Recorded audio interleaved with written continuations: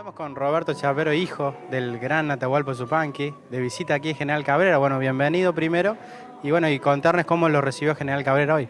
Hermosamente, con un grupo de personas ávidas de escuchar y con inquietudes. Bueno, es algo que se repite, o sea, uno cree que Yupanqui no es masivo, porque muchas veces no están los medios, pero sin embargo las personas, yo les puedo asegurar que manifiestan los que conocen una necesidad de reencontrarse con su obra, con su vida, y los que no lo conocen, cuando descubren algo de Yupanqui, enseguida se enganchan porque les resulta, no digo imprescindible, pero sí necesario. En la presentación de hoy vimos un poco de todo, por decirlo así. Vimos un poco de anécdotas, escuchamos, también, bueno, música obviamente, poemas, frases, reflexiones. Es un poco lo que engloba lo que es Atahualpa Yupanqui, lo que fue Atahualpa Yupanqui. Sí, es lo que pretendo, es decir, no es solamente una sucesión de canciones, porque eso sería muy fácil, y es decir, no, yo creo que Yupanqui es un universo al que no es difícil acceder porque él escribía muy simple, pensaba profundo pero escribía simple, porque en una carta él le puso a mi madre que él escribía como pensando en su tatarabuelo, que era analfabeto, pero pensando para que entendiera su abuelo analfabeto lo que él escribía. Hace un rato recibí un correo electrónico de un muchacho guitarrista japonés que hace años que anda por el mundo tocando obras de Yupanqui, y me dice y me informa, me dice: tal fecha, en noviembre creo que es, voy a tocar en un homenaje al más grande guitarrista clásico de Japón que hubo, un señor Suzuki. Dice que era admirador de Atahualpa Yupanqui y que hizo, dice, una versión de Samba del Grillo, inclusive hizo la transcripción musical, y me la manda. Bueno, eso es Yupanqui.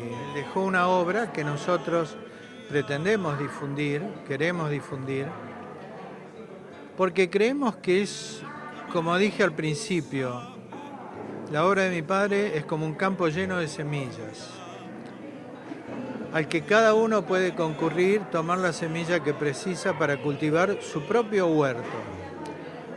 Nosotros no le vamos a decir qué semilla tomar, cada uno la elige, porque además mi padre tenía un enorme respeto y consideraba que la libertad de las personas era fundamental.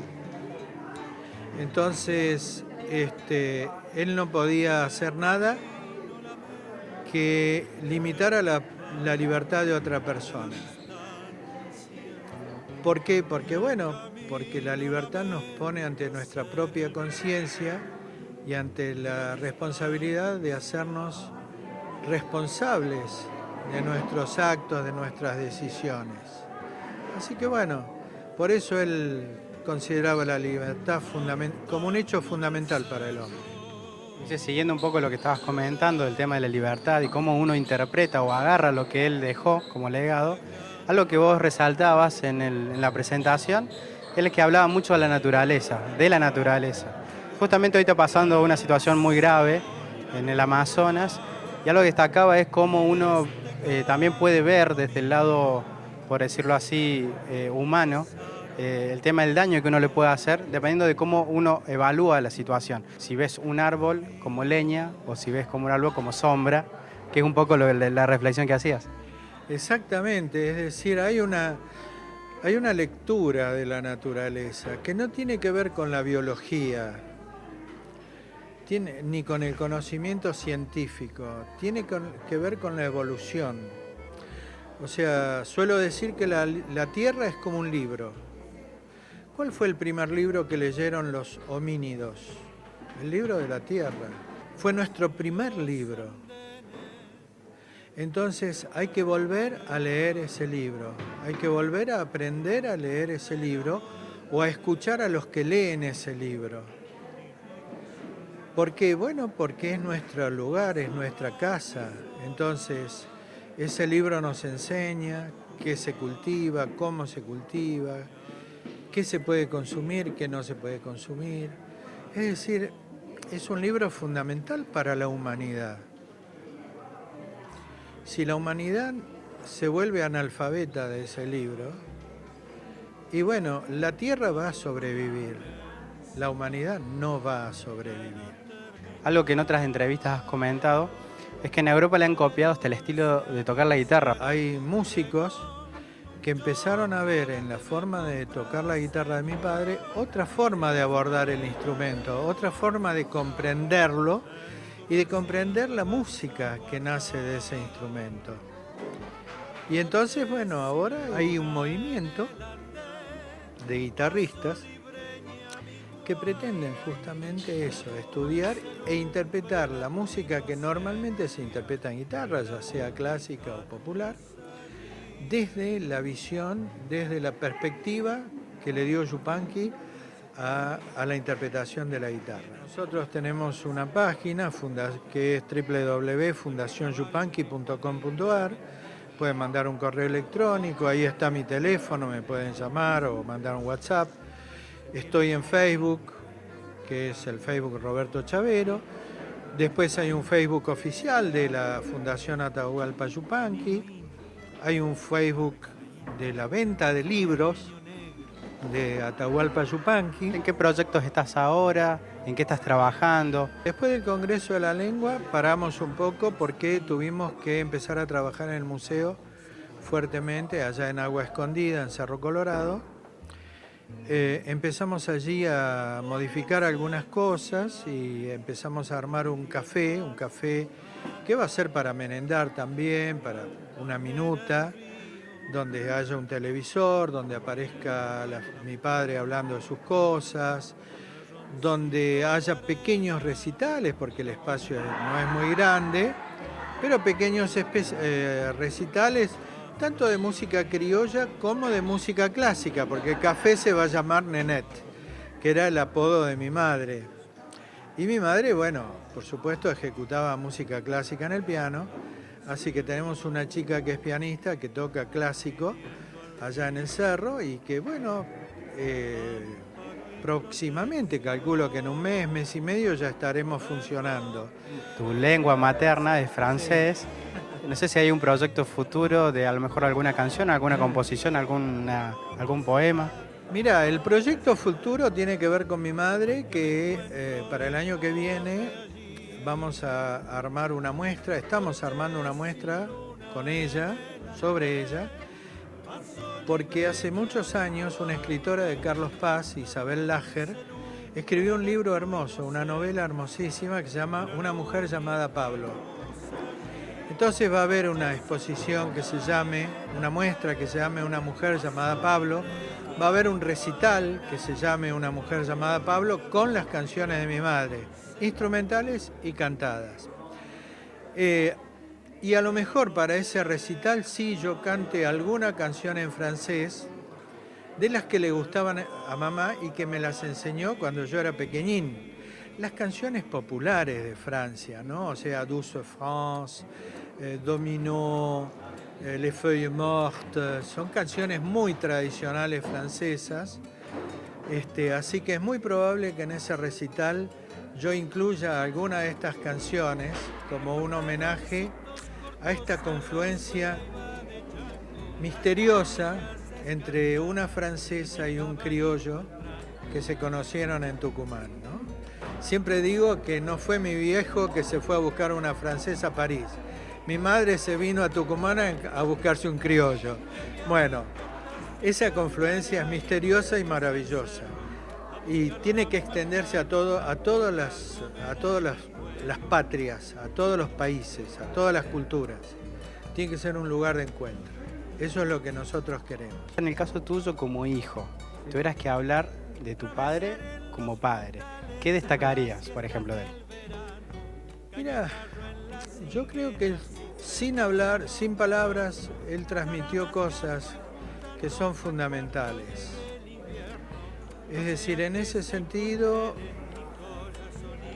muchos por ahí tienen la idea de que, bueno, como él estaba siempre lejos por motivo de su actividad, ¿no?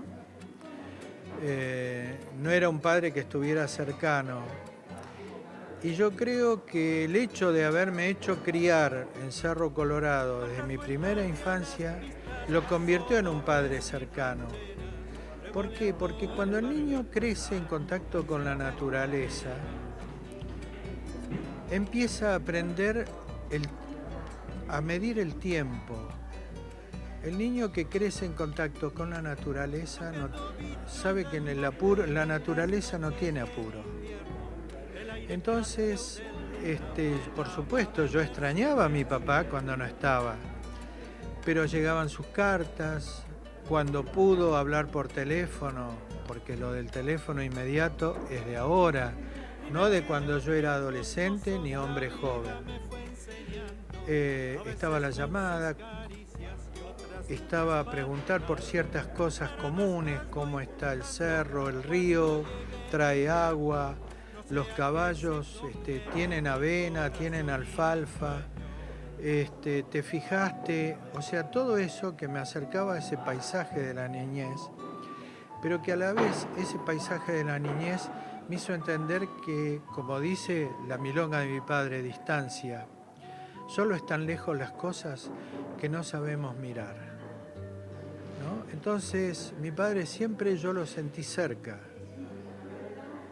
Nunca lo sentí lejos mío, ni aun cuando estuviera en el otro extremo del mundo, ni aun cuando estuviera enojado por ahí conmigo, por cuestiones familiares, por cuestiones de padre e hijo.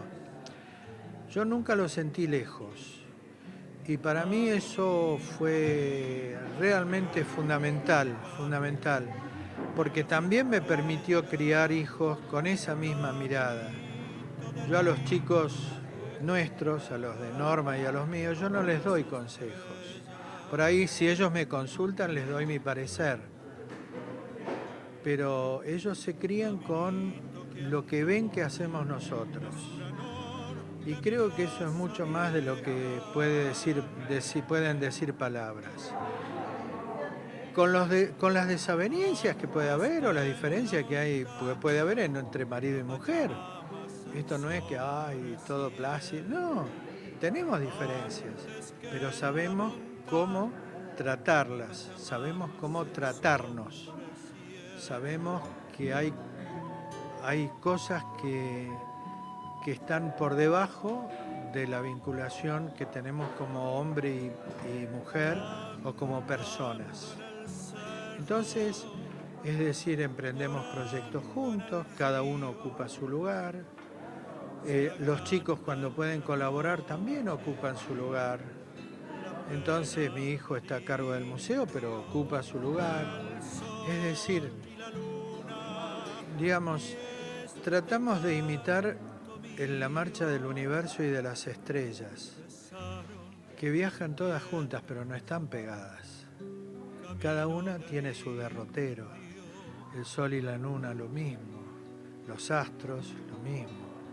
Entonces uno tiene que aprender de eso, ¿no? Uno tiene que tomar enseñanza de eso, porque las tres Marías van juntas, pero no están pegaditas, la Cruz del Sur tampoco.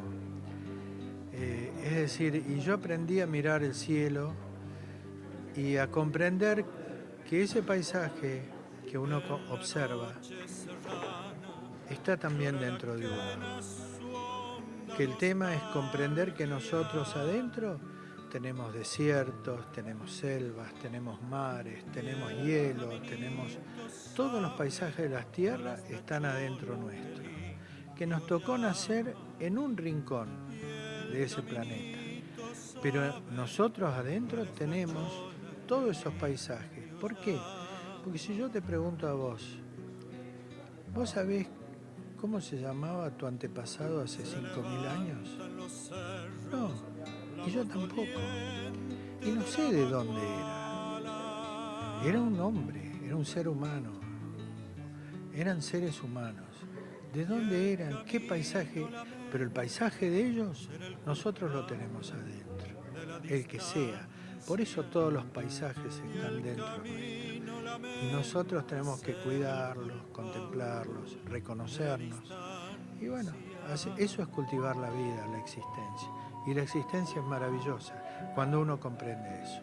Una nueva iniciativa que se va a tomar en que las escuelas se obligue, por decirlo así, una materia como el folclore, que se instale, que se estudie como folclore, pero también con respecto a todo lo que implica.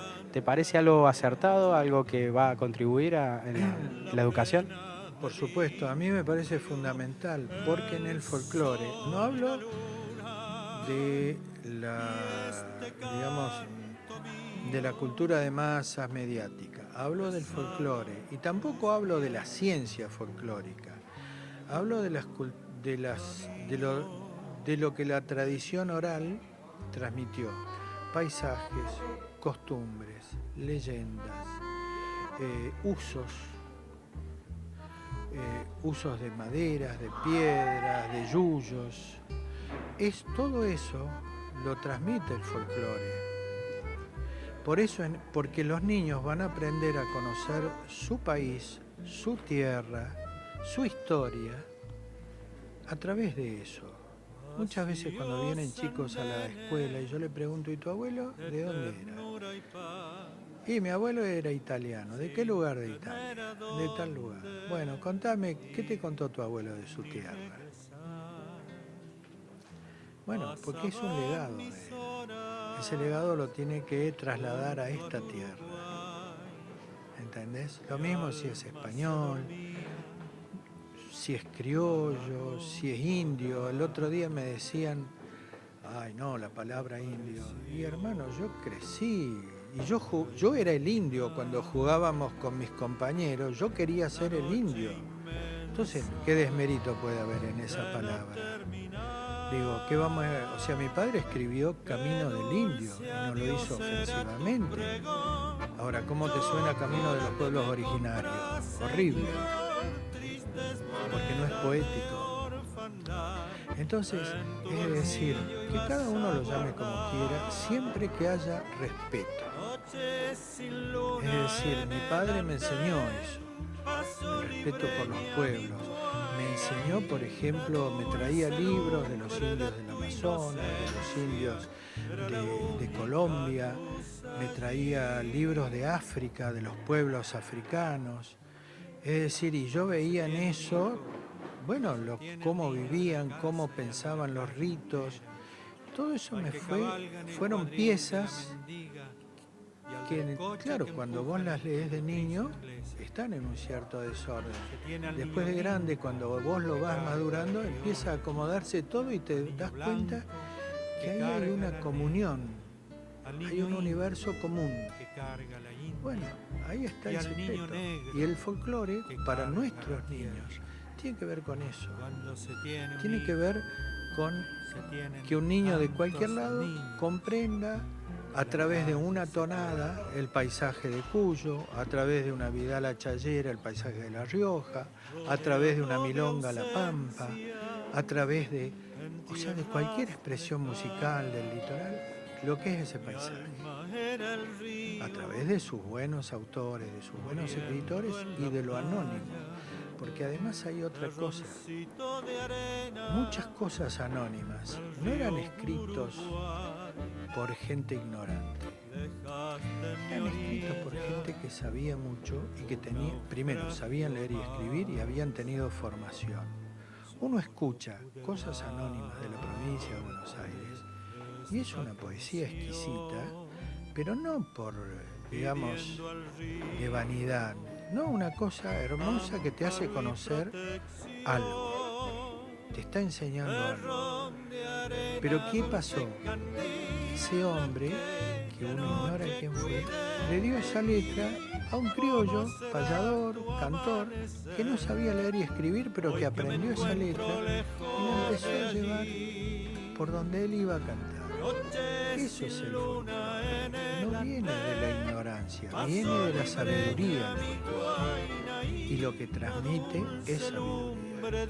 Entonces, si queremos una transformación para nuestra sociedad, pasa por eso, por colocar la aspiración a alcanzar la sabiduría en primer término. Roberto, la verdad que es un gusto hablar con vos y hay un montón de temas que a uno le gustaría tocar, pero, pero para redondear en un punto, Sí. ¿qué representa para vos o qué significa para vos que haya una escuela en el sur del interior de Córdoba que se llame Atahualpa Yupanqui, que justamente enseña el folclore, bien lo tradicional? Y que tenga tantos años, que también es una sorpresa. Es decir, a mí me parece importantísimo. Primero es halagador, por empezar, es un halago, obvio. Pero por otro lado también es una responsabilidad para la academia y para nosotros, porque nosotros tenemos que acompañar a la academia, de alguna forma la tenemos que acompañar. Entonces, porque bueno, es una bolsa de semillas, una academia. Entonces tenemos que ayudar a que esa semilla germine. Yo creo que es fundamental que nosotros, que ya en gran parte hicimos bien o mal lo que vinimos a hacer, que todavía tenemos rollo, tenemos hilo en el rollo, tomemos plena conciencia de seguir apostando a los niños y a los jóvenes. Como dije en un momento dado, yo nunca escuché quejas en mi casa ni palabras de resentimiento por los malos momentos vividos. Tampoco lo han escuchado mis hijos de mí, jamás. Porque a mí me ha sucedido en lo personal, cuando se me presentaba una situación conflictiva, desagradable, dolorosa o hiriente, lo primero que me viene al corazón, porque a la mente primero, tac, frenate. Segundo, corazón, ¿cómo resuelvo esto? ¿Cómo lo resuelvo? Bien. Porque yo necesito del otro. Entonces, es decir, no puedo romper lanzas con el otro y decir sos un enemigo para toda la vida. Sí, obviamente un nazi con ese no hay arreglo. Pero el que tiene opiniones diversas, distintas y que por ahí se han manejado de una forma que a nosotros nos lastimó. Bueno, ¿por qué nos lastimó? Yo lo primero que pienso, ¿por qué me molestó esto?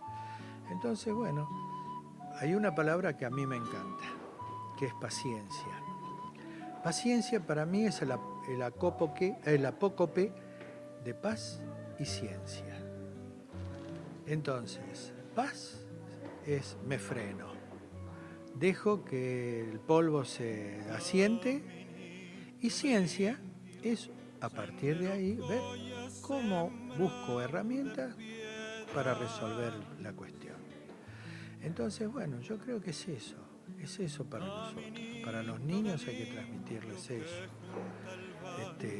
Es decir, hay que transmitirle a los jóvenes también, que cuando empiezan a querer vivir tienen tropiezos, dificultades, llega el amor por ahí se frustra, ¿no? Bueno, pero tenemos que estar ahí, con paz y conciencia, paciencia, enseñarles eso, que todo en la vida tiene explicación, todo. No hay circunstancia de la vida que suceda porque sí, no. Lo que pasa es que en el momento que sucede nosotros no tenemos las herramientas para comprenderlo. Si tenemos paz y ciencia, al tiempo vamos a comprender por qué nos sucedió lo que nos sucedió. Entonces yo creo que es eso. Eso es lo que yo procuro transmitir a todos, niños, adultos, adolescentes, ancianos. Entonces, ¿por qué es eso? Porque creo que es la forma de que el camino tenga menos sobresaltos y que sea más largo también. Bueno, Roberto, agradecerte por el tiempo, por la nota y bueno, y esperarte nuevamente por esta zona para volver a escucharte y a entrevistarte nuevamente. Bueno, va a ser un gusto. Para mí es, bueno, les agradezco a los dos. ¿Cómo es tu nombre? Abigail, hermoso. Bueno, Abigail tiene los bracitos cansados. Aguanta, bueno. Les agradezco el tiempo que me han dedicado y un saludo, por supuesto, al canal para el que trabajan y para la audiencia. Es decir, bueno, nos encontraremos en algún momento. La vida es misteriosa y generosa. Seguramente nos encontraremos de nuevo. Muchas gracias.